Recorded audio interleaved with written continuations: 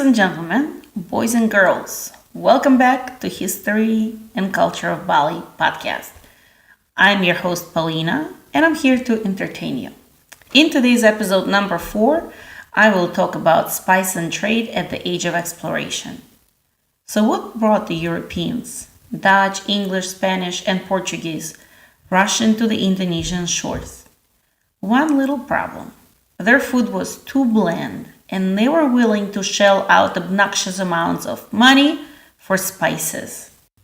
Since the Europeans lacked refrigeration, meat, which was their main protein source, spoiled quickly.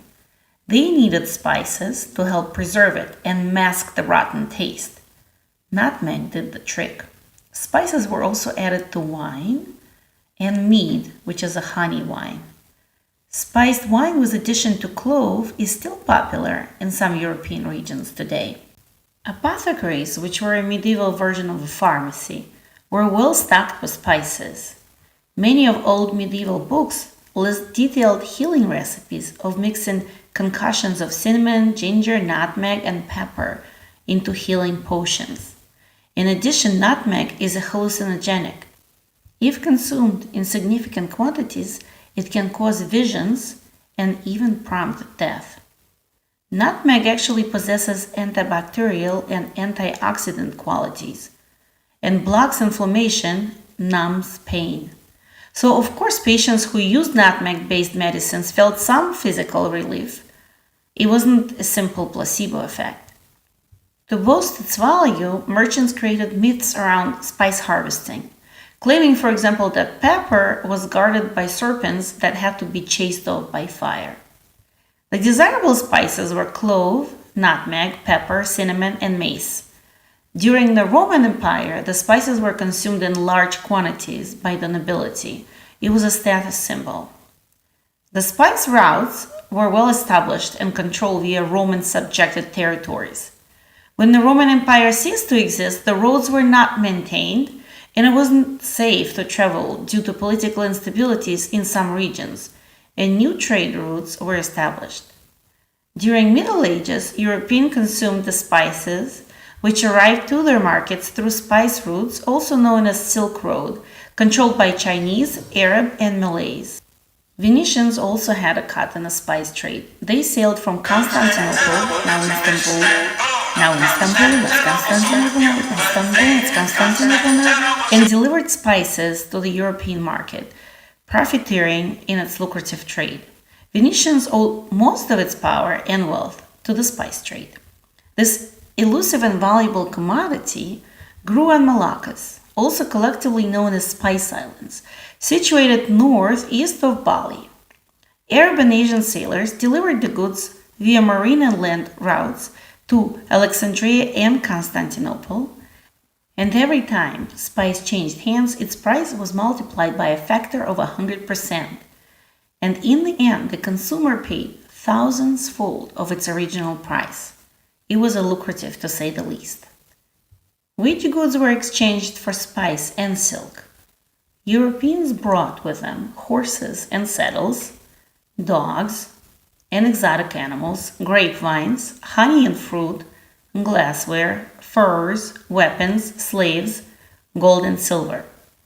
When the native appetite for novelties, such as horses and dogs, was satiated, they opted for gold and silver, which was actually in short supply in Europe until the Americas were discovered. Spices were expensive, and European merchants wanted to cut the middleman and buy directly from the source. Also, in 1453, the Ottoman Empire conquered Constantinople and levied heavy taxes on trade goods traded by Jewish and European merchants. At times, they flat out refused to trade with non-believers. The new spice routes were desperately needed. Why Mr. Columbus sailed Spanish armadas towards the Americas in 1492? They just wanted to reach the western side of the Indies. What did he call the indigenous people of the newly discovered lands? Indians, of course, because Columbus believed that he reached his destination. The European seafaring powers at the time, Dutch, English, Portuguese, and Spanish, financed and sponsored sea voyages in search for the new spice routes. That was their version of Race to the Moon. And it might have been just that. Because they had no detailed maps, no navigation charts, no knowledge of winds, sea currents, and weather patterns, and relatively primitive navigational tools. In the early 16th century, to be exact 1512, and first on the scene were Portuguese. They arrived to Java but failed to colonize it due, quote-unquote, hostile attitude of the local royalty. I love that history books refer to the indigenous people as hostile, as if being wiped out by newcomers should be a welcomed event. The Portuguese continued to Moluccas and successfully established trading posts on smaller islands. Slowly but surely they wanted to carve out a little more territory. And in 1585, they fitted out a ship with construction supplies, soldiers, merchants, goods, and sailed from Malacca to Bali in order to set up a fortified trading post. At the shores of Bali, almost reaching its destination, the vessel foundered on a reef, sinking with its entire crew, save the 5 survivors, who proved to be the strongest swimmers. The 5 Portuguese who made it to the shores were employed by Dewa Agung, the supreme Raja of the island. They were not allowed to return to Malacca, but to battle homesickness and elevate their spirits, each was given a house and wives in Bali. Dewa Agung was nothing but a gracious host, even to uninvited visitors. Soon enough, Portugal was distracted with the Americas and focused their attention there. Meantime, English and Dutch surpassed Portuguese in shipbuilding and navigation, and they arrived to East Indies to stake out their claims.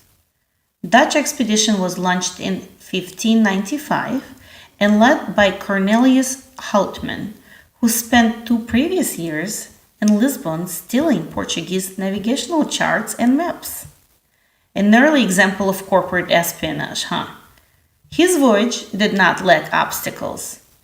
Due to insufficient provisions, his crew succumbed to scurvy, a disease caused by vitamin C deficiency.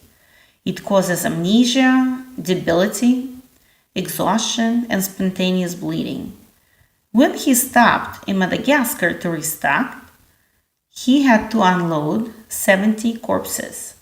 Even today, the bay where he anchored to unload his morbid cargo is called the Dutch Cemetery.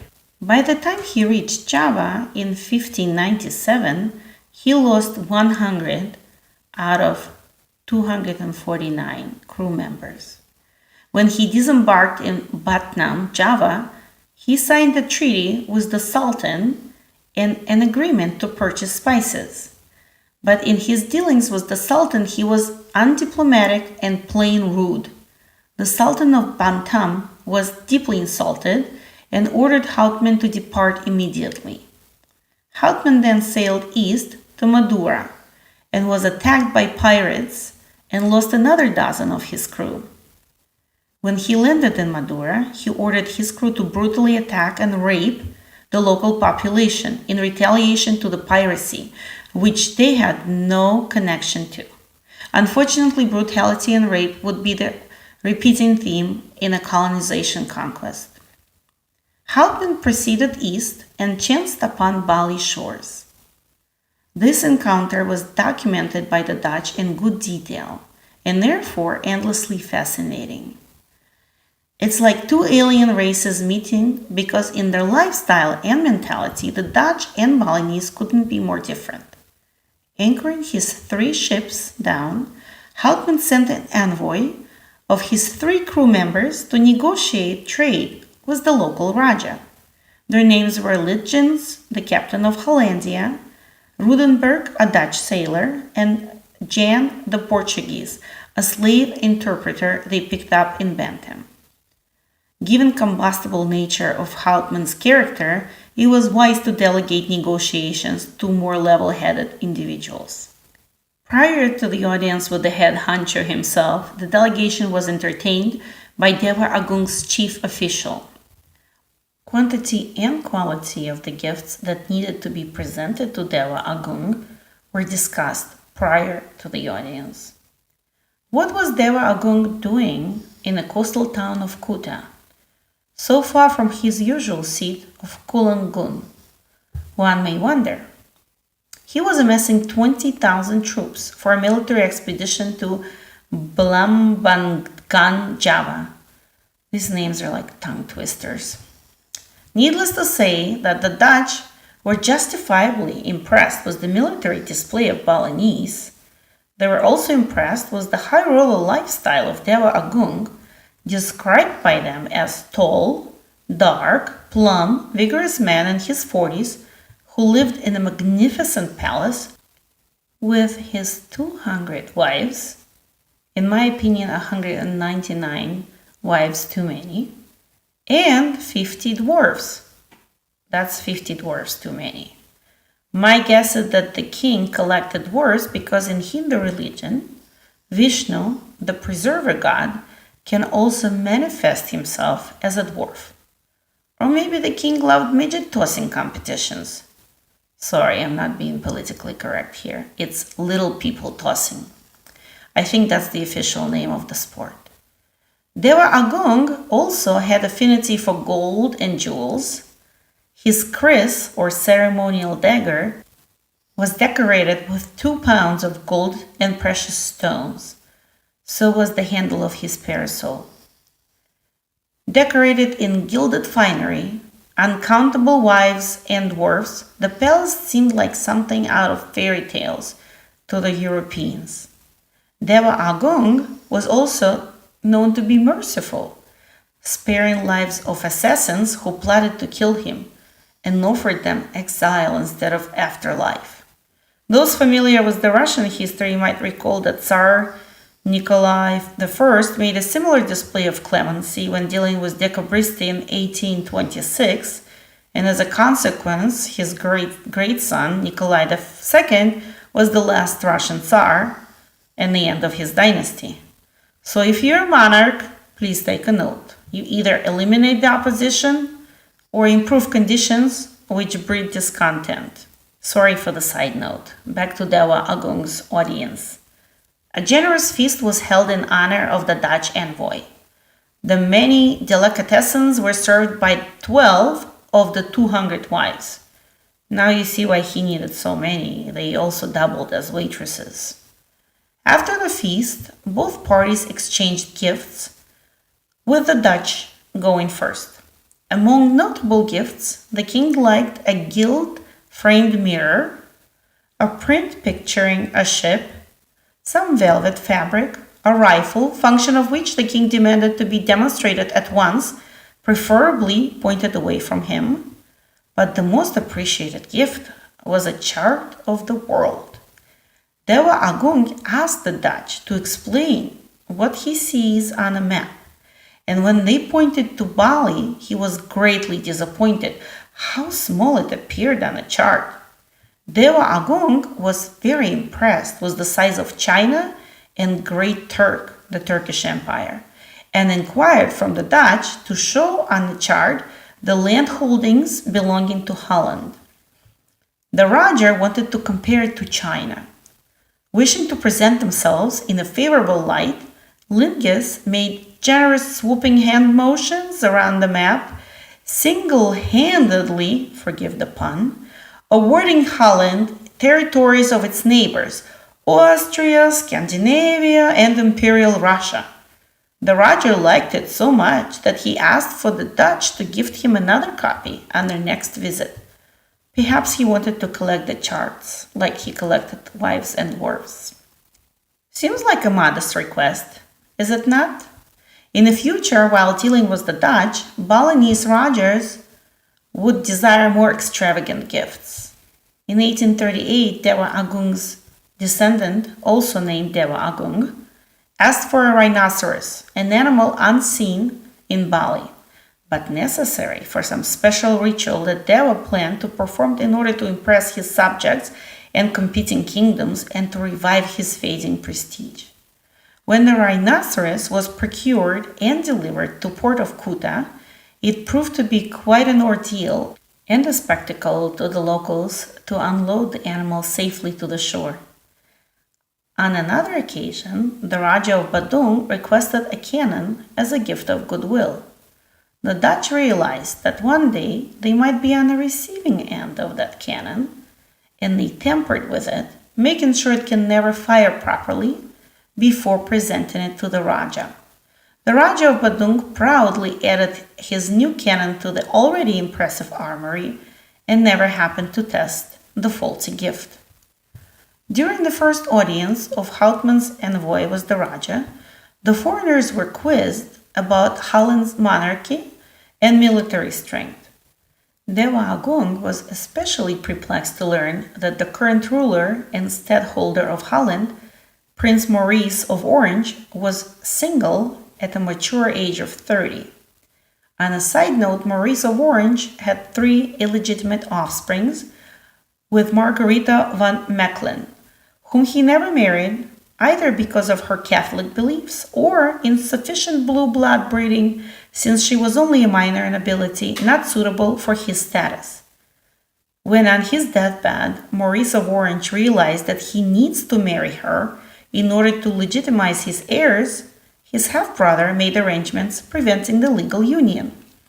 Gentlemen, take a note. If you like it, then you should have put a ring on it. If you like it, then you should have put a ring on it. Oh, oh, oh, oh, oh, oh. The Raja was so moved by the gifts that he wanted to personally send a thank you letter to the Dutch ruler, accompanied by a kris, which is a ceremonial dagger, and a dwarf. But the history is silent to why these generous offerings never made it to the shores of Amsterdam. Did the Raja forget to send gifts, or did Houtman pocketed them? Because of their size, the dwarfs are easy to pocket. Sorry, little people are easy to pocket. During their 5 days island sojourn, the Dutch delegation was also introduced to Pedro de Noronha, the Portuguese merchant who arrived on an ill-fated ship from Malacca 14 years prior. Pedro volunteered his life story to the visitors, omitting the fact that he was not allowed to return to Malacca. He mentioned that his loyalties now lay with his Balinese wife and their 2 children. When Houtman raised anchor to return home, 2 of his crew were missing, among them Rudenberg, the sailor who participated in a diplomatic exchange with Dewa Agung. The missing Dutch settled on the island, learning the language and taking local wives, and being in service to Dewa Agung just like their Portuguese predecessors. Rudenberg later acted as translator between Dutch and Balinese authorities. However, the encounter with Bali and Dewa Agung were more of a cultural exchange. It did not offer much opportunity for trade in the spice department. Houtman brought back a few pots of peppercorns received from Dewa Agung as a gift. The Dutch sailors were so exhausted upon their return to Netherlands that they couldn't even moor their own ship. Houtman met his fate on a later expedition where his temperament and poor attitude got him in a conflict with the Sultan of Aceh, located at the north tip of Sumatra. You see the pattern here. The Admiral of Aceh was a fierce woman named Mala Hayati, who was also the first woman admiral in the modern world, if you consider 16th century to be modern times. She managed to kill Houtman. That's sweet revenge for all rape and violence he inflicted on the indigenous people. You know, karma. In fact, Malhayati was so fierce and feared that the English were afraid to enter into conflict with her fleet. Queen Elizabeth I personally wrote a letter and had delivered with her envoy Lancaster. Elizabeth asked for diplomatic relations with Aceh and a permission to pass to Java. Shout out to our corporate sponsors, Crystal Art USA, who makes beautifully unique crystal awards and trophies. Please visit them at www.crystalartusa.com. I hope to reconnect with you at episode 5, where I will narrate Dutch and Indonesian relations and its long lasting effects on the region. Until next time, and thank you for listening. And if you enjoyed my singing, you should really see me dance.